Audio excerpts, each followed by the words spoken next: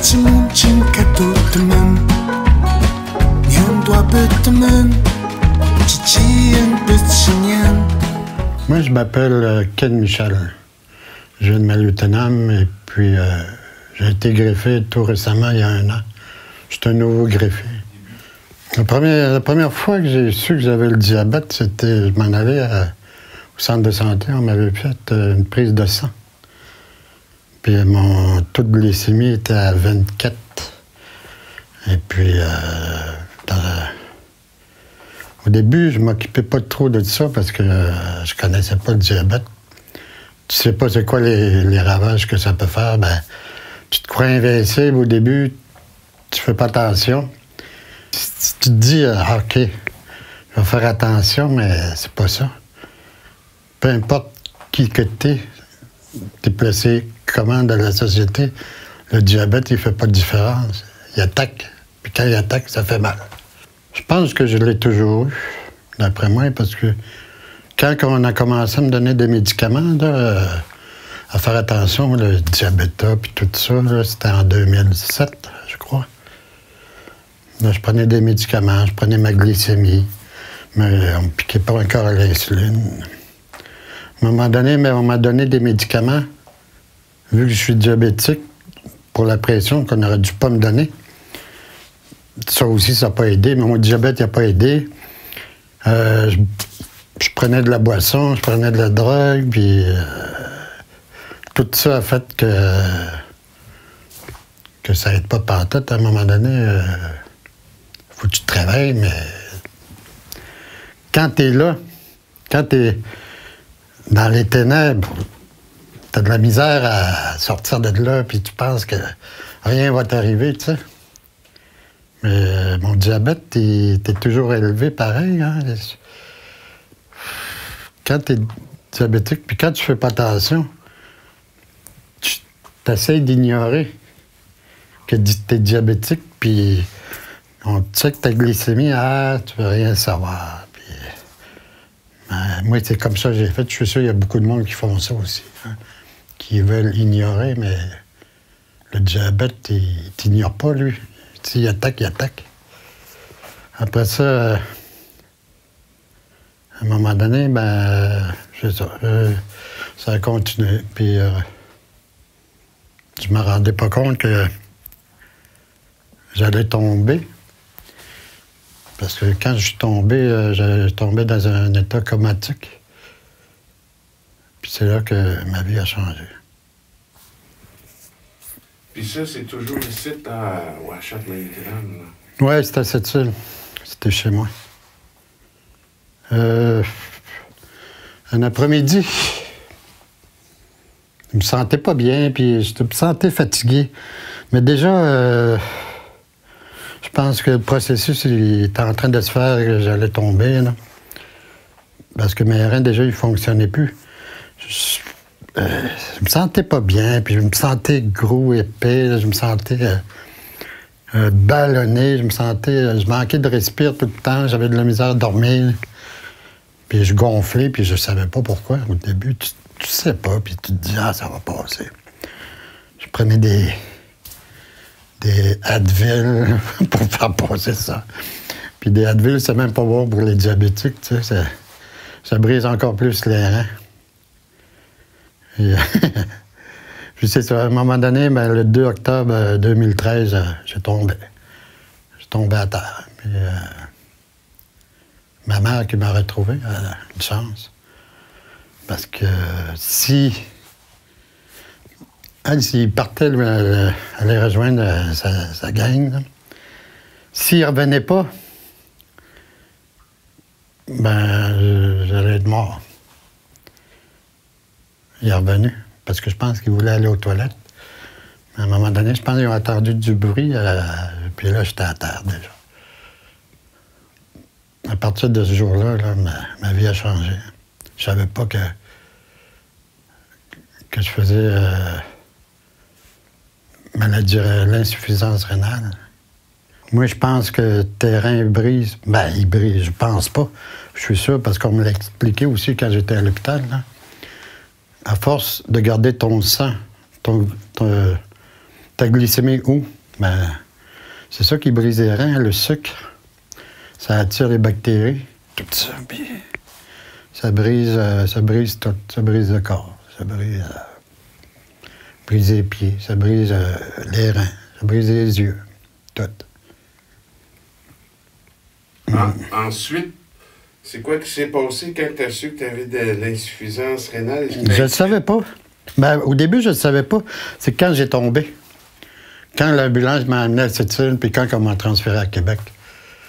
Là, on m'a gardé là-bas, puis on me disait, ben, tu fais de l'insuffisant terrain, ne marche plus. On l'a logé. Puis là, au début, on me disait, peut-être terrain va repartir d'ici 2 semaines. Là, j'ai dit, OK, c'est bon, mais je savais que c'était irréversible parce que je suis jamais parti après de Québec. Je restais là-bas 4 ans. Ben, au début, j'étais découragé parce que tu te demandes c'est quoi qui se passe, c'est quoi je vais faire, je vais-tu mourir parce que tu connais pas la maladie rénale. Au début, tu connais pas ça. Tu te dis, bon, ben, OK, je vais guérir, puis... Ben, c'est pas ça. Tu guéris pas. Faut que tu fasses de la dialyse. Là, on te dit, tu vas faire de la dialyse, puis c'est quoi ça, puis... Au début, j'avais de la misère à faire des dialyses. J'étais pas capable de rester en place, il fallait qu'on m'endorme. Je pense qu'on m'a endormi 2 semaines de temps pour que je puisse faire une dialyse. J'étais pas capable de rester sur place. Moi, au début, je pense...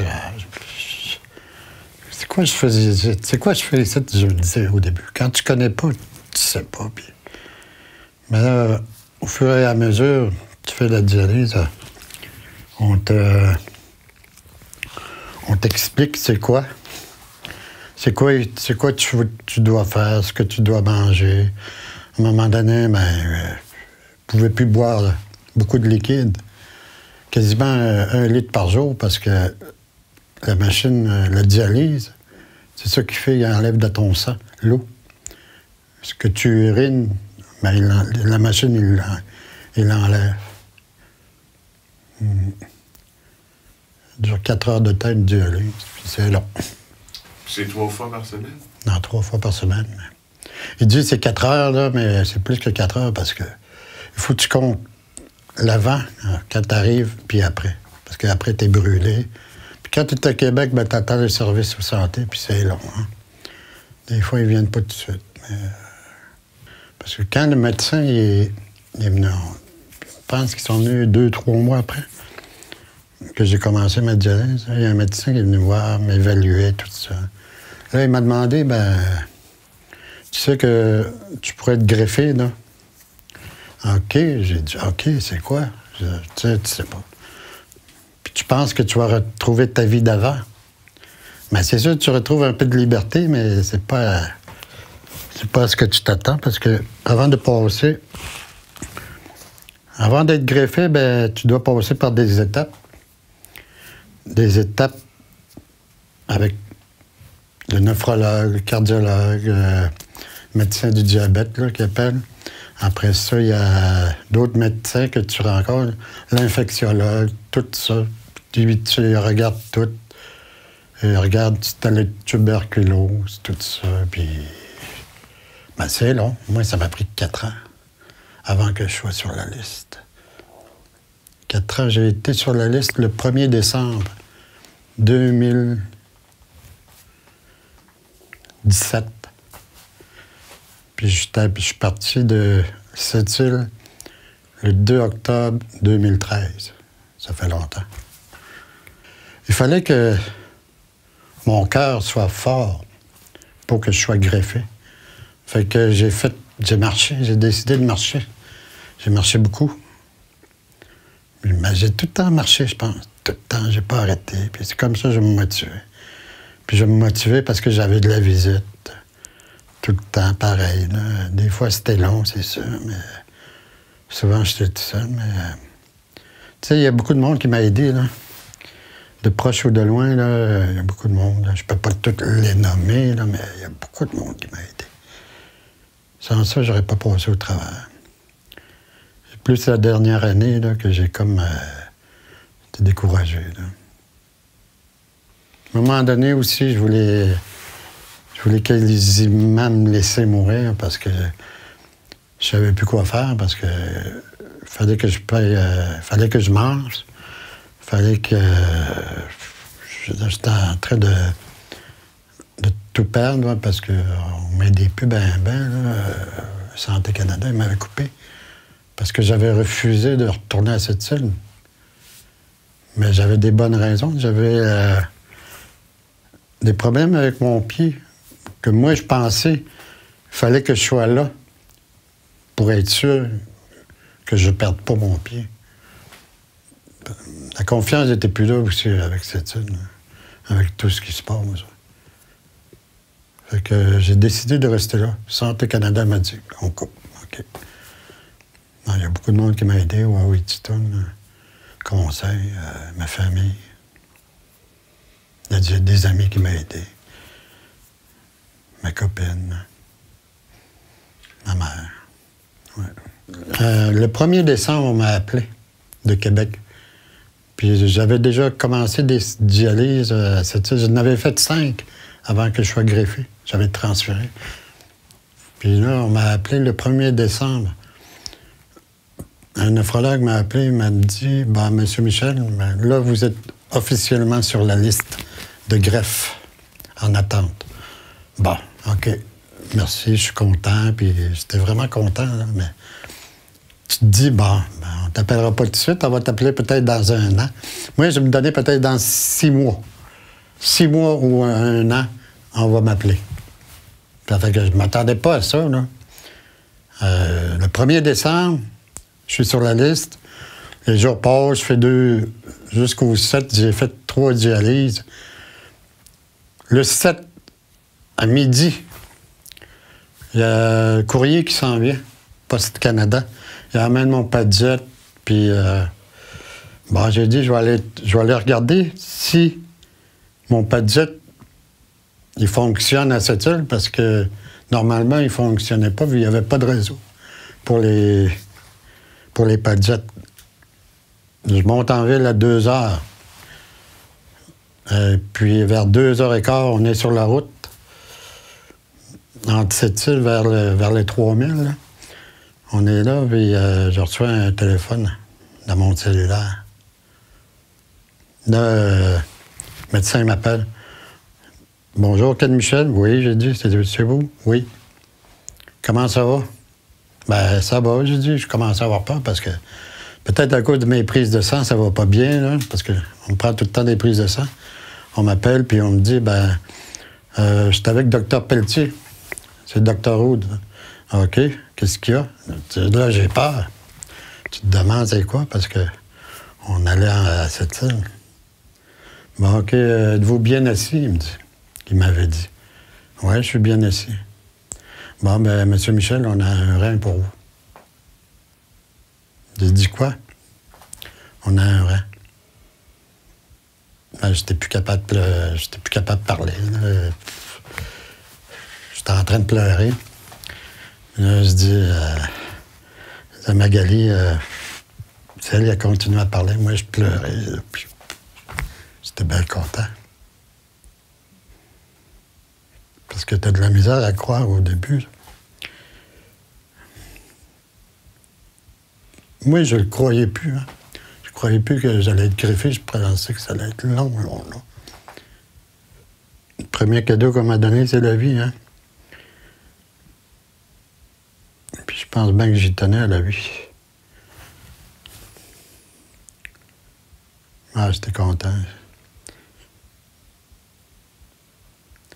Quand on m'a appelé pour être greffé, on allait à cette île, puis là, à un moment là, je le disais à tout le monde, là, on était aux Galeries Montagnaises, puis je m'en allais le soir même. Je vais être greffé. Tout le monde était content. J'étais content. J'appelle ma mère, parce que ma mère est à Malio, parce que moi, je m'en allais à cette île. Elle se dit, on m'a appelé pour un rein. Ça se pouvait pas. Je venais d'avoir mon Padjet, puis je m'en allais le faire activer. On m'a appelé avant que je l'active. C'est dur à croire. tu y crois pas au début, puis là, t'appelles santé à Marie-Automnale, tu prépares ton départ, tu t'en vas, puis... Là, on me dit, tu vas prendre l'avion. Non, je prends pas l'avion. Je m'en vais pas tout seul, j'emmène ma blonde, puis j'emmène ma mère. On s'en va, puis je veux pas être tout seul là-bas. C'est ça, on t'emmène là-bas, puis je m'en vais à l'hôtel. Je me prépare, je prends ma douche. On me dit, bon, viens-t'en tout de suite à l'hôpital. Parce que je suis parti le soir même, je suis parti vers 8 heures. Je suis arrivé à 5 heures du matin, à 6 heures. Le service au patient m'a amené à l'hôpital. Là, j'ai déjeuné, puis blabla. On m'a monté en haut, prise de sang, antirégé direct. Une cortisone, on m'a foulé d'antirégé dans le corps. Parce que j'allais être greffé.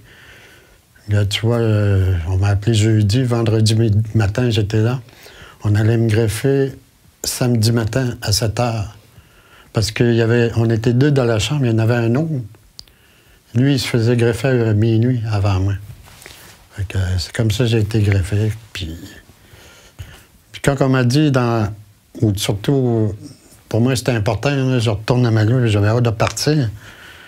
On m'a dit, bon, tu peux retourner à la maison. J'étais content. Enfin, je me disais, mais je savais que j'allais revenir, mais ça, c'est rien, là, comparé aux dialyses. Là. On te donne des rendez-vous, tu y vas. Tu prends tes antirégés, tu les prends. C'est juste des médicaments, mais il n'y a rien là. C'est mieux que de prendre que faire de la dialyse, hein, c'est ça. Du premier jour jusqu'à la fin, il faut que tu gardes tout le temps l'espoir, parce qu'à un moment donné, j'ai perdu l'espoir. Mais, tu vois, j'ai été greffé. C'est ça aussi.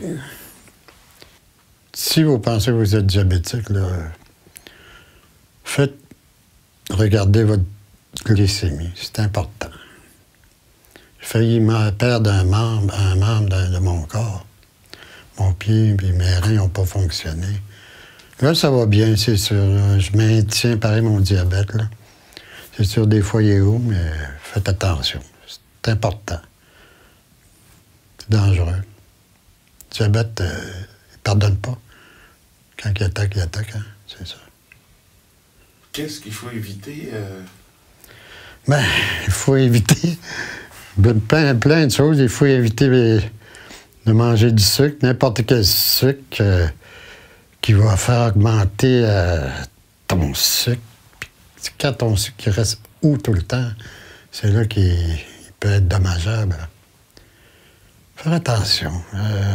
Faire de l'exercice. Moi, je marche tout le temps. Pour maintenir, faire baisser tout le temps. À chaque fois que je me pique, je suis tout le temps aux alentours de 7. Là. Ça va bien. Là. Ça fait 5 ans là, que je fais attention. C'est pour ça que j'ai été greffé, parce que j'ai fait attention. J'ai suivi les consignes, puis je voulais être greffé. Le premier jour qu'on m'a dit que je pouvais être greffé, c'est là que j'ai commencé à travailler sur moi-même, sur ma tête, sur mon corps, tout. Consommais-tu avant? Oui, je consommais, c'est sûr. Mais ça, c'est un temps révolu. Là, c'est fini, là. Ça fait 5 ans, aujourd'hui, je consomme plus. Puis ça fait du bien au corps, puis quand tu fais attention à ton diabète, puis quand tu le contrôles, bien, ça fait du bien aussi au corps. Tu te sens plus en forme, tu te sens pas fatigué, tu te sens pas pogné. Il faut faire attention. C'est important. C'est important de surveiller. Ouais. Merci, Ken. Jamais. Questo quando spesso